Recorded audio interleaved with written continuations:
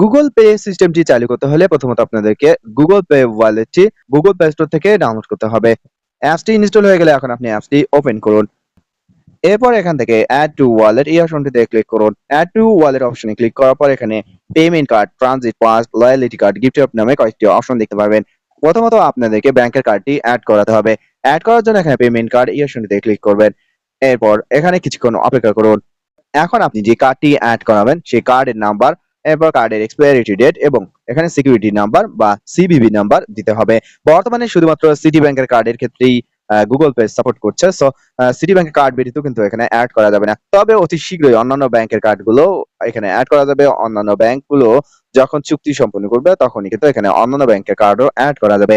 এরপর এখানে আপনাকে অ্যাড্রেস দিতে হবে। এখানে পেন আইকনে ক্লিক করে আপনাকে অ্যাড্রেস দিতে হবে। যদি অলরেডি আপনার গুগলে অ্যাড্রেস এড করা থাকে সেক্ষেত্রে অটোমেটিক্যালি ভাবে অ্যাড্রেস আমার মতো এখানে চলে আসবে। যদি এড করা না থাকে সেক্ষেত্রে আপনি এখানে আপনার কান্ট্রি, রিজিয়ন সহ অন্যান্য ঠিকানাগুলো দিয়ে নিবেন। এরপর সেভ এন্ড কন্টিনিউ অপশনে ক্লিক করবেন। সেভ এন্ড কন্টিনিউ অপশনে ক্লিক করার পর আপনার ব্যাংকের মোবাইল নাম্বার একটি ওটিপি যাবে। ওটিপিটি এখানে টাইপ করলেই সফলভাবে আপনার কার্ডটি এড হবে। কার্ড এড করা তেমন কোনো ঝামেলার বিষয় না। ইজিলি আপনি কার্ড এড করতে পারবেন। কার্ডটি এড হয়ে গেলে দেন আপনি যেকোনো সুপার শপ বলুন, যেকোনো দোকানে যেখানে পজ মেশিন এর মাধ্যমে পেমেন্ট করা যায় সেখানে আপনি কার্ড ব্যতীত জাস্ট আপনার মোবাইলটি ট্যাপ করলেই পেমেন্ট সম্পূর্ণ হবে এই গুগল পে অ্যাপের মাধ্যমে।